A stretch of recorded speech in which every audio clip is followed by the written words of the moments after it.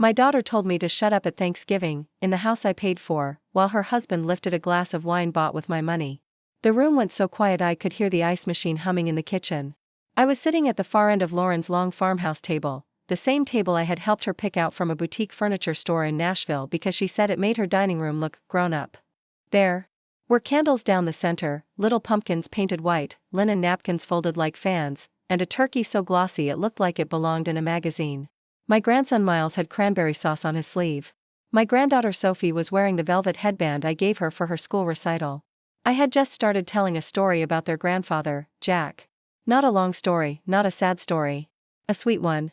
It was about the year he forgot to buy pumpkin pie and came home with 3 gas station pecan pies, a bouquet of carnations, and a guilty smile, saying, "It's still pie, Maggie. America will survive." Miles usually loved stories about Jack. He was 11, old enough to pretend he didn't care, young enough that his eyes still softened when I talked about the grandpa he barely remembered. Sophie, at 8, usually asked me if Grandpa Jack had really danced in the kitchen with a dish towel around his neck like a cape. But that night, Lauren put down her fork like I had dragged a dead animal onto her table. "Mom," she snapped. "Can you not?" I blinked. "Can I not what?" His. She waved her hand toward me, toward my face, toward my whole life. The old stories. The emotional stuff. The martyr act. Her husband, Brent, leaned back in his chair and smirked into his wineglass. He was a real estate agent who wore loafers without socks and spoke to waiters like they were furniture. He had the comfortable arrogancy of a man who believed every room improved when he entered it. I tried to laugh, because that is what mothers like me do when our children cut us in public. We make the wound look smaller so nobody else has to feel awkward. I was just telling the kids about their grandpa. Lauren's face tightened. They've heard it. Sophie's eyes dropped to her plate. Miles stared at the candle flame. I should have stopped there. I know that now. But my heart was already trying to repair the moment, the way it had repaired every crack in my family for 42 years. "Well, it's Thanksgiving," I said softly. "Seems like a good night to remember people who—" "Mom, shut up." The words landed flat and ugly. Not, "Please stop." Not tonight. Not even, "You're embarrassing me." Shut up. At her own table. In front of her husband. In front of my grandchildren. In the house whose mortgage had been paid off by my late husband's life insurance and my 35 years of working double shifts at a hospital billing office. Brent made a sound. Not a full laugh. Just a short breath through his nose, like I was a joke he had expected. I set my fork down. My hand was trembling so badly the silverware clicked against the plate. "Lauren," I whispered. She sighed like I was exhausting. "Don't start crying. This is exactly what I mean.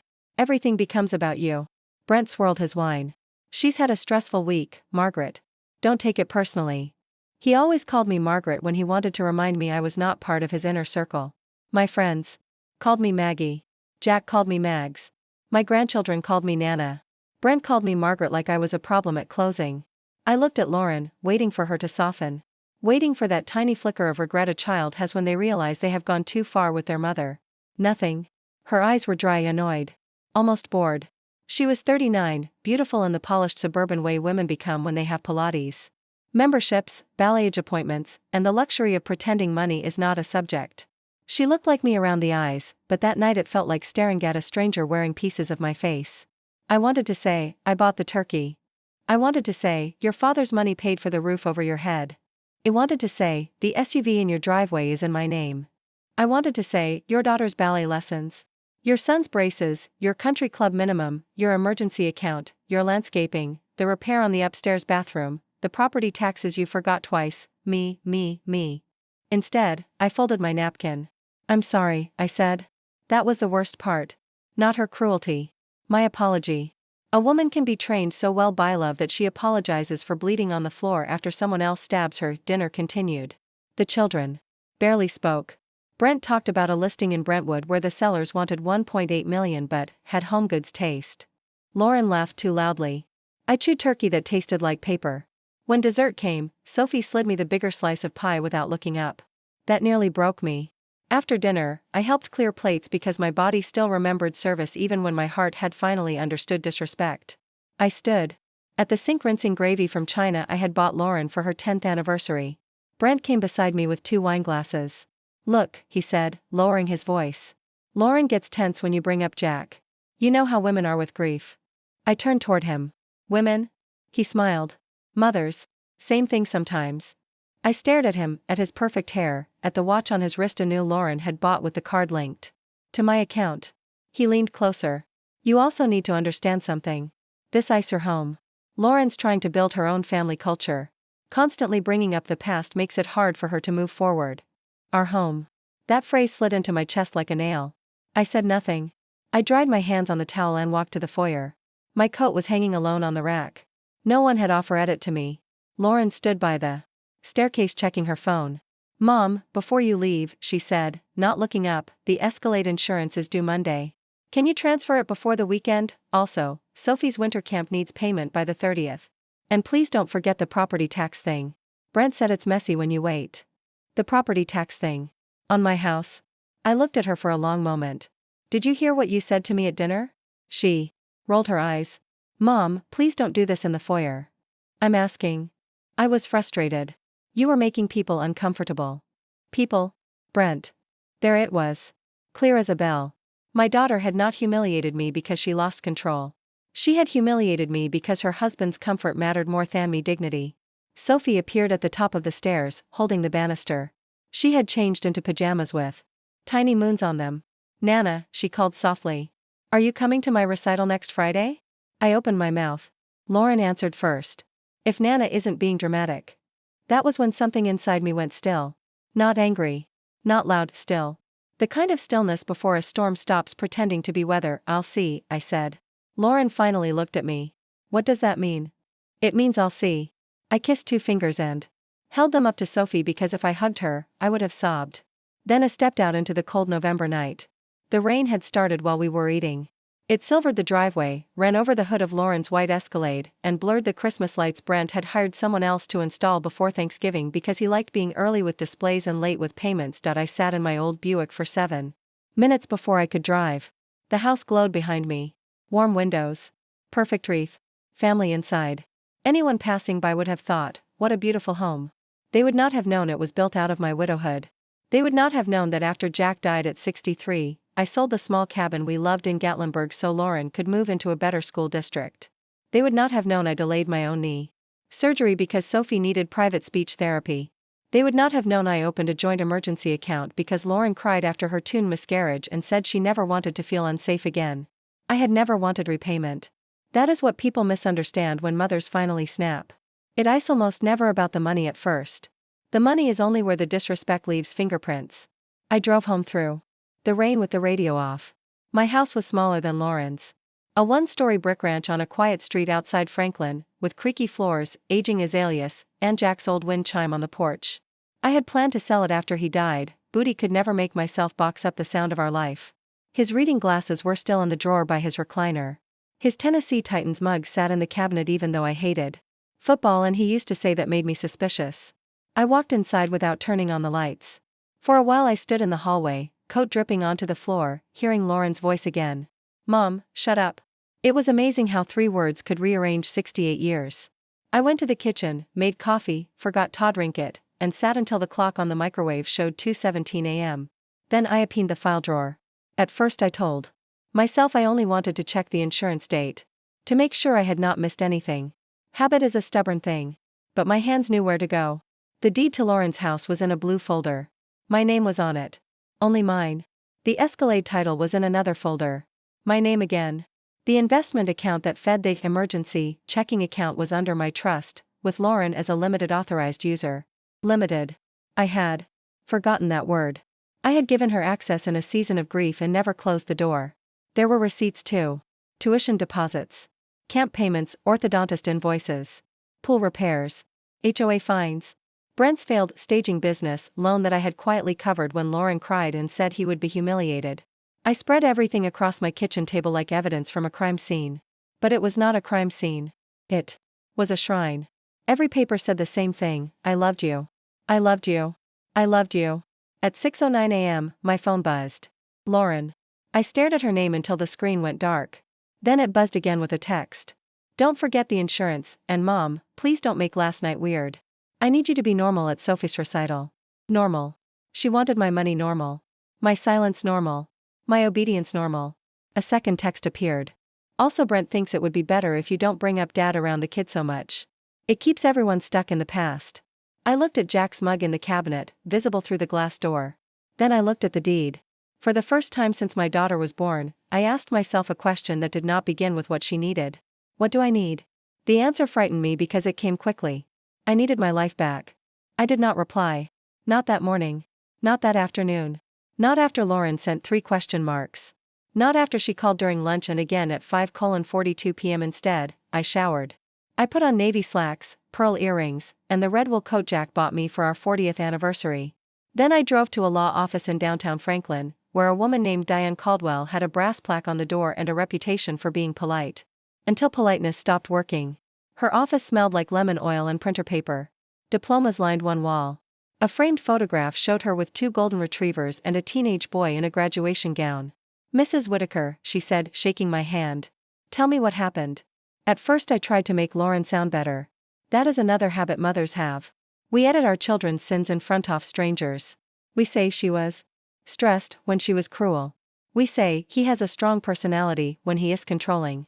We say things are complicated when the truth is simple and humiliating. Diane listened without interrupting. I gave her the deed, the title, the account documents, the tax notices, the receipts. Then, because I was embarrassed by the size of my own surrender, I added, "I know it sounds foolish." She looked up over her glasses. "It sounds generous." My eyes stung. "Too generous," she added. I laughed once, badly. She leaned back. "Your daughter lives in a home you own. She drives a vehicle titled to you. She has access to funds you control. Has there ever been a lease? No, written gift agreement? No, transfer of title? No, power of attorney? No, good." The word startled me. Good. Good because your life is not as trapped as you feel. She explained everything in steady, practical language. I could close Lauren's access to the account immediately. I could revoke authorization on the vehicle.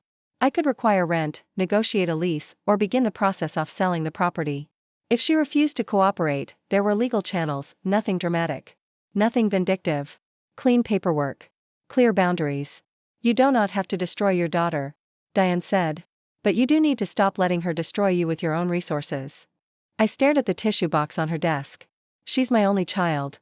You understand?" "No," I whispered. "You can't. When your only child hurts you, there's nowhere for the pain to go. It just turns around and comes back through every memory." Diane's face softened. "Then make sure your next memory is one where you protected yourself." I left. With a folder, a list of steps, and a strange ache under my ribs. The first thing I did was drive to the bank. My hands shook so hard signing the forms that the young banker asked if I wanted water. I almost said no. Then I thought of Lauren telling me to shut up while drinking wine under my roof. "Yes," I said, "I would like water." That felt like rebellion. By 3 p.m., Lauren's card was frozen. By 4:30, her access to the emergency account was revoked.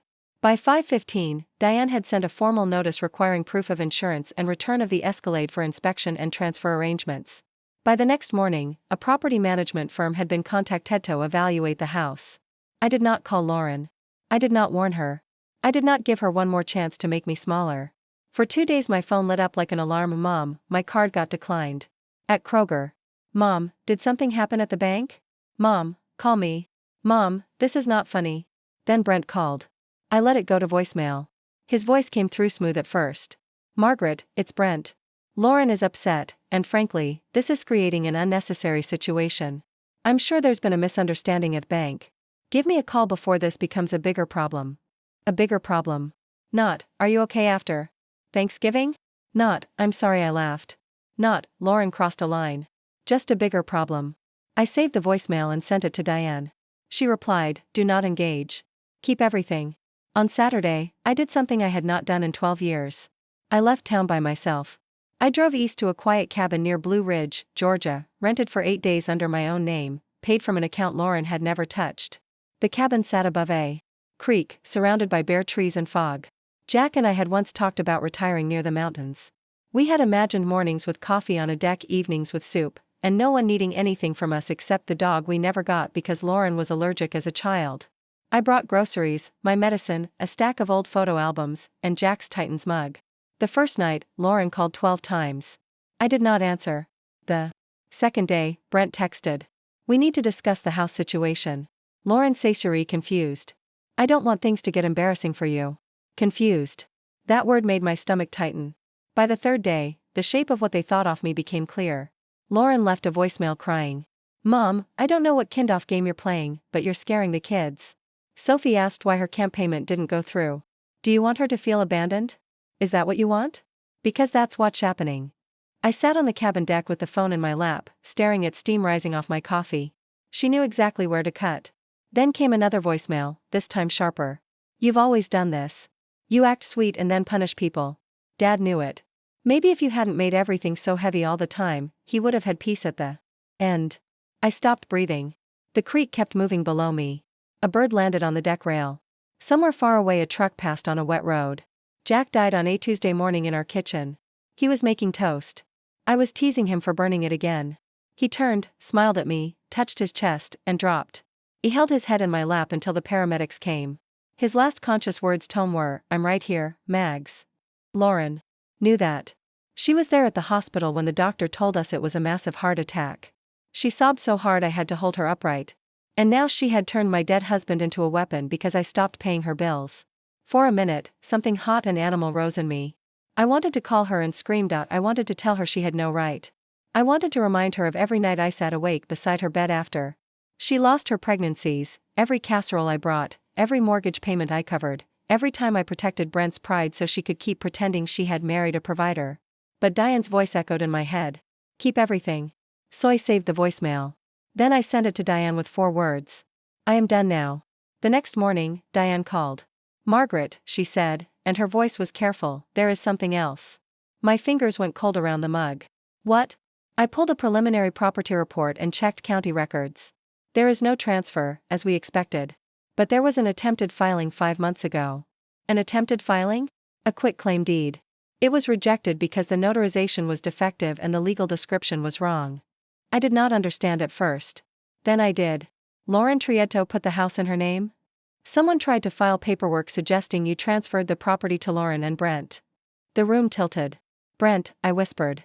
"Possibly. I don't want to accuse anyone without more information. But the signature purporting to be yours does not match the signature on your recorded documents. I'm going to request the rejected filing packet." I stared out at the trees. For 3 days, he had been grieving disrespect. Now I was staring at betrayal with fingerprints. Was Lauren part of it? I don't know yet. But I knew. Maybe not every detail. Maybe not the pen in her hand, but I knew my daughter had sat at Thanksgiving dinner and told me to shut up in a house she had already tried to steal. That was the first twist of the knife. The second came that night. Miles called me from a number I did not recognize. "Nana?" His voice was barely above a whisper. I sat up. "Miles? Honey, are you okay?" "I'm in my room. Dad went to the store. Mom's downstairs." "What's wrong?" He breathed shakily. "Mom said you're sick." My body went rigid. "What do you mean?" "She said your memory is getting bad and that's why you messed up the bank and the car and stuff. She said if you call, we shouldn't argue because old people get mean when they're confused." I closed my eyes. There is humiliation, and then there is hearing your grandchild repeat the lie meant to erase you. "Miles," I said slowly, "I am not sick like that. I am safe. I remember everything." "I know," he whispered quickly. "I told Sophie you remember Grandpa's pie story better than anybody." I covered my mouth. He continued, voice trembling. "Mom and Dad were fighting. Dad said if the house isn't hers, his business friends are going to think he's a joke. Mom said you owed her because she gave up years taking care of you after Grandpa died." I almost laughed from shock. Lauren had not taken care of me after Jack died. She had stayed at my house for 6 nights because she did not want to be alone while Brent attended a golf trip he claimed he could not cancel. Miles sniffed. "Nana, are we going to be homeless?" "No," I said, with more strength than I felt. "You and Sophie are not going to be homeless. I promise you. Mom says you're doing this because you don't love us anymore." I could hear a small child breathing near him. Sophie, probably crouched beside the bed. "Put me on speaker," I said. There was a rustle. "Hi, Nana," Sophie whispered. "Hi, sweetheart. Listen to me, both of you.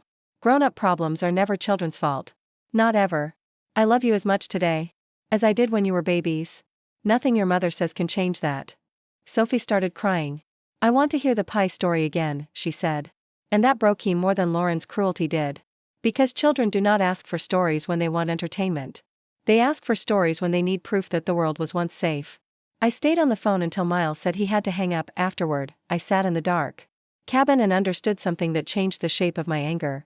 This was no longer only about me. Lauren and Brent were not just taking my money. They were rewriting me in my grandchildren's minds before I could defend myself. The next morning, I drove back to Franklin. Diane had the rejected deed packet waiting. The signature was a clumsy imitation of mine. The notary stamp belonged to a woman in Brent's real estate network whose commission had expired 2 years earlier. Attached to the packet was a handwritten note in Brent's blocky print. Diane could not prove it yet, but I recognized those square capital letters from every Christmas gift tag he had ever signed with B. My daughter had not just become ungrateful. She had become dangerous. Diane looked at me across the conference table. We can approach this quietly or aggressively. I thought of Sophie's small voice. I thought of Miles whispering like a hostage in his own bedroom. I thought of Jack's name dragged through mud by the child we raised. Quietly, I said. At first. Diane nodded. What do you want? I looked down at the deed. I want the house sold. I want the vehicle returned. I want the account closed permanently. I want documentation that my grandchildren will be protected. And I want Lauren and Brent to understand that I am not confused. Diane's mouth tightened in the smallest smile. That last part, she said, I can help with. What I did not know then was that Lauren had already planned her biggest performance yet. A Christmas open house. Not a small family gathering. A catered holiday event for neighbors, Brent's clients, Lauren's PDA friends, and 2 investors Brent was trying to impress. The invitation said, a night at the Whitaker home, printed in gold script over a picture of my front porch wreath. My home. My wreath. My last name. Diane found out because the property manager saw the public post online while researching the house. She's using the event to market Brent's business, Diane said. There are photos of the house all over his page. I looked at the printouts. My house glowed under filters. The kitchen I paid to renovate. The staircase Jack had repaired one summer because Lauren wanted old Southern charm. The backyard where Sophie learned to ride a bike. Brent's caption read, proud to build a legacy for my family, one home at a time. A legacy. Built on a forged deed, a frozen bank card, and an old woman head hot would stay quiet. Diane slid a document toward me. The formal notice can be served at any time. I read it. Notice of intent to sell. Demand for return of vehicle. Revocation of access. Preservation notice regarding attempted fraudulent property filing. My heartbeat slowed. Can it be served during the open house? I asked. Diane studied me. It can. It would be lawful. It would also be public. I heard Lauren again. Mom, shut up. I thought of all the times I protected her from embarrassment she had earned.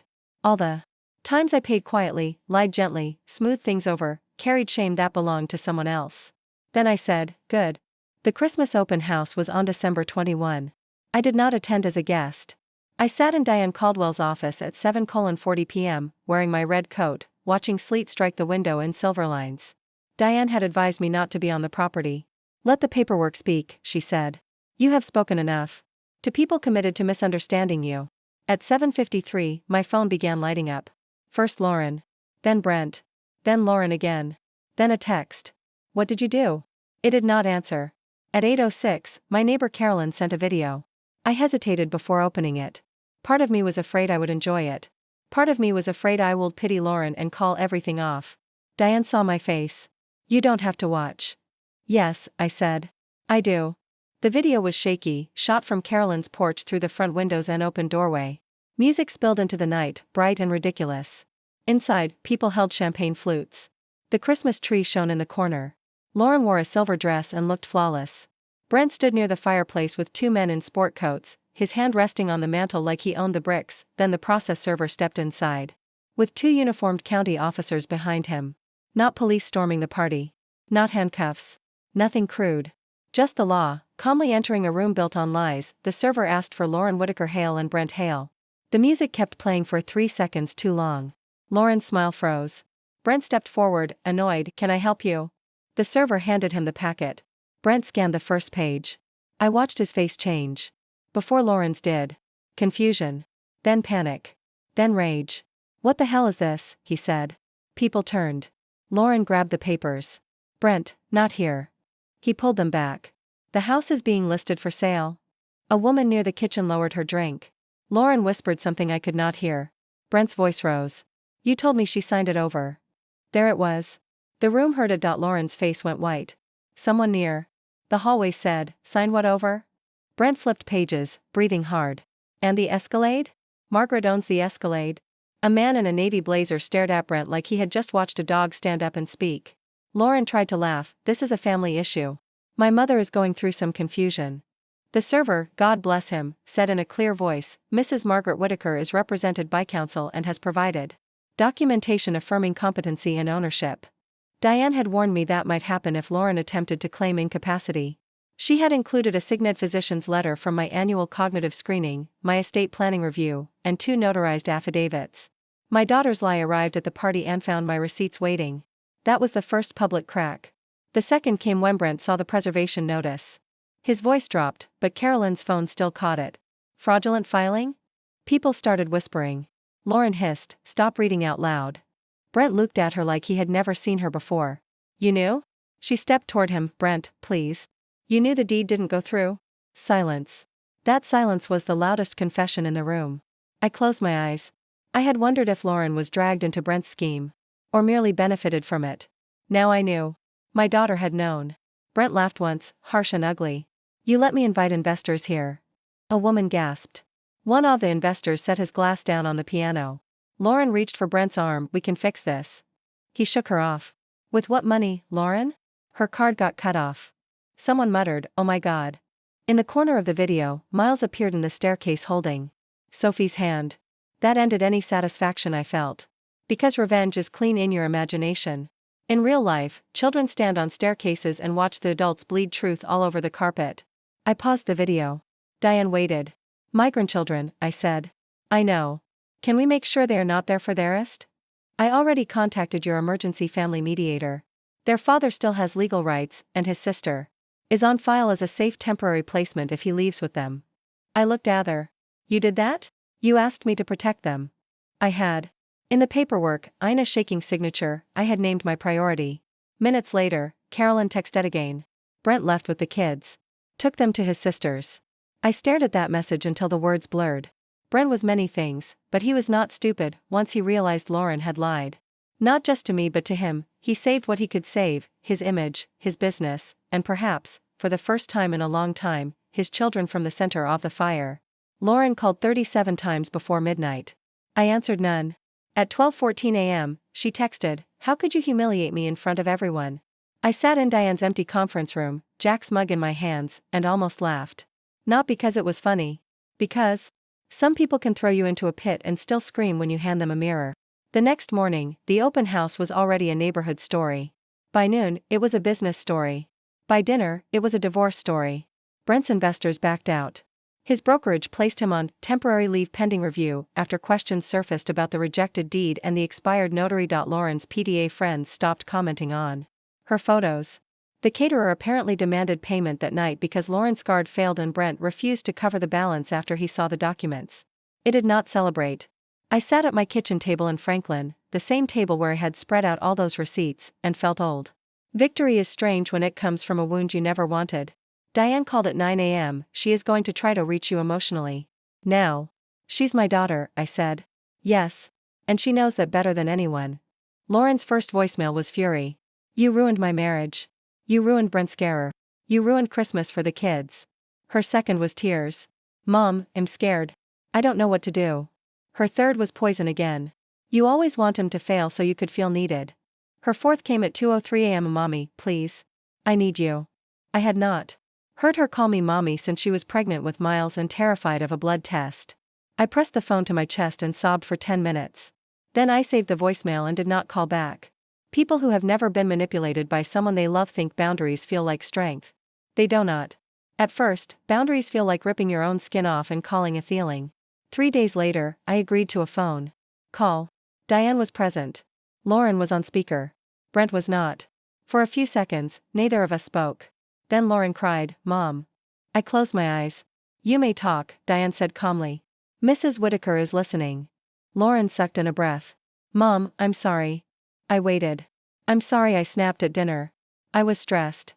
Brent had been pressuring me. Money has been tight, and I felt trapped. You don't understand what it's like. To have everyone depending on you. The old me would have rushed toward that pain. The new me noticed the missing pieces. You are sorry you snapped, I said. Are you sorry you tried to take my house? Silence. Diane's pen stopped moving. Lauren whispered, Brent handled the paperwork. That is not what I asked. He said it was just to simplify things in case something happened to Toyowu. Without telling me? He said. You'd get emotional. And you agreed? I thought. She began crying harder. Eventually it would be mine anyway. There it was. Not grief. Not confusion. Inheritance spoken too early. My daughter had been standing beside me for years, looking past my breathing body toward what she thought my death would deliver. I gripped the edge of the table. What did you tell Miles and Sophie about me? Mom, what did you tell them? I didn't want them scared. You told them I was sick. I said you were confused. You told my grandchildren not to trust my mind. Her voice sharpened. Because you were acting crazy. Diane looked at me, but I did not need help. No, Lauren. I was acting like a woman who found out her daughter mistook patience for permission. She began sobbing again. I'm going to lose everything. You are going to lose things that were not yours. What about the kids? Are you really going to put your grandchildren out of their home? There it was. The blade she had saved for the center of me. I breathed in slowly. No, I said. I am not abandoning Miles and Sophie. Lauren stopped crying just enough to listen. Half of the net proceeds from the sale of the house will go into an irrevocable education and health trust for them. Diane will help set it up. You will not control it. Brent will not control it. Funds will be used for school, medical needs, counseling, and future housing support if necessary. What? Her voice went flat. The other half will remain with him. But that house was supposed to be mine. No, Lauren. That house was supposed to be safe. You made it a stage. She made a choking sound. So you're punishing me. I am protecting myself. You're choosing money over your daughter.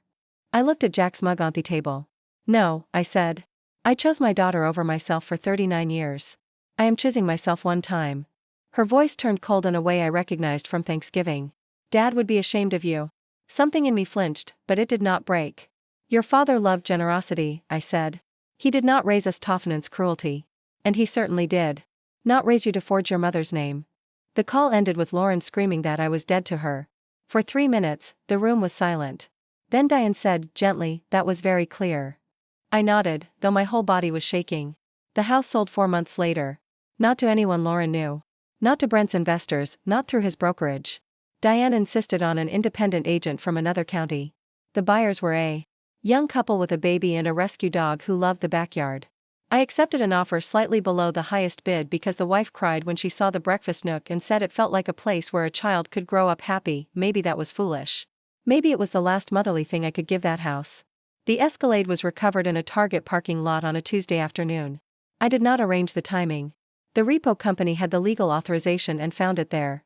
But the photo still reached me because gossip has legs faster than mercy. Lauren stood beside the tow truck in yoga pants and a camel coat, 2 shopping bags at her feet, sunglasses on top of her head. Her mouth was open. A woman in the background was clearly filming. I did not send it to anyone. I did not need to. For years, Lauren had mistaken my silence for invisibility. Now the whole suburb could see the outline of what I had been holding up. Brent filed for separation 6 weeks after the open house. I wish I could tell you I felt sorry for him. I felt sorry for the children. I felt sorry for the version of my daughter I had carried in my memory. But Brent was not innocent. He had enjoyed my humiliation until the bill came in his name. The investigation into the rejected deed did not become the courtroom drama people wanted. The notary admitted Brent had asked about fixing a family transfer, but claimed she refused to notarize anything. Brent denied forging anything. Lauren said she did not understand the paperwork.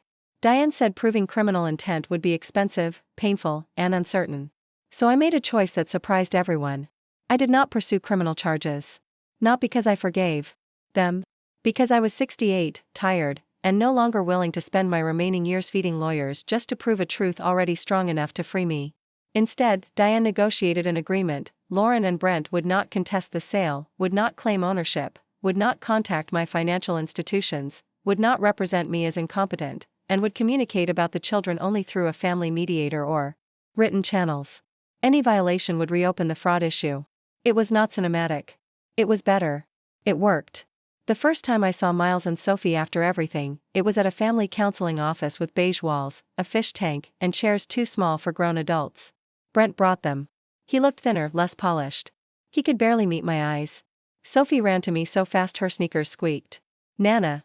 I held her. And almost fell apart. Miles came slower. He was trying to be a young man about it, jaw tight, hands in hoodie pockets. But when I opened my arm, he stepped into me and buried his face in my shoulder. "Are you still mad?" he whispered. "Never at you. Mom said you don't want to come to our house anymore." I stroked his hair. "The house is changing. My love is not." Sophie pulled back. "Can we still hear stories about Grandpa Jack?" That question repaired something Lauren had tried to kill. "Yes," I said. "As many as you want." We started with supervised visits. Then Sunday afternoons. Then 2 Sundays a month at my house once the counselor agreed it was healthy. I never asked them to choose sides. I never told them their mother was bad. Children deserve truth, but not adult poison poured straight into their cups. When Sophie asked why her mom cried so much, I said, "Grown-ups sometimes make choices that hurt people, and then they have to learn how to live with the consequences."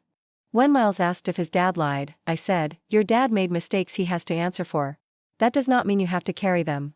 When they asked if I was sick, I looked them both in the eye. "My memory is just fine. Sometimes people say things when they want control. You can always ask me directly." Miles nodded like he understood more than he should. The trust was created in their names. Education, medical care, counseling, future rent support when they became adults. Every dollar protected from Lauren's emergencies and Brent's ambitions. Lauren hated that more than the sale. She sent one email through Diane. "You're acting like I would steal from young kids." I did not respond. Diane did. "The trust terms are final. I used part of my portion to buy a smaller cottage outside Asheville, North Carolina. It had a green front door, a sloped garden, and a kitchen window facing the mountains. I kept the Franklin Ranch for 1 more season, then sold it too. That sale hurt more than Lauren's house. Jack was in every corner. But I realized grief is not a museum either. You can love a room and still leave it. In Asheville, I joined a morning walking group of women who complained about their knees, traded soup recipes, and did not treat my stories like furniture from an estate sale. I volunteered at a senior center 2 afternoons a week. Later, I donated quietly to a nonprofit that helped older women facing financial abuse by adult children. It did not put my name on a plaque. I had spent enough years being useful. Now I wanted to be free. Lauren changed after the money stopped, but not in the way movie endings like. She did not fall to her knees in the rain begging forgiveness. She did not become instantly humble. At first she became crueler. Then quieter. Then careful. Her messages went from demands to short updates through the mediator. "Sophie has a school concert May 18th. Miles has a dental appointment Thursday. Can you confirm Sunday pickup?" Then, 9 months after Thanksgiving, she sent a letter.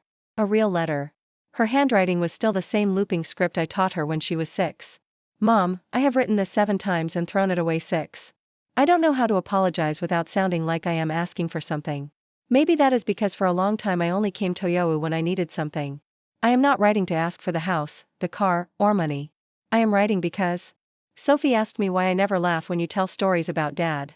I told her I didn't know. That was the first honest thing I have said about you in a long time.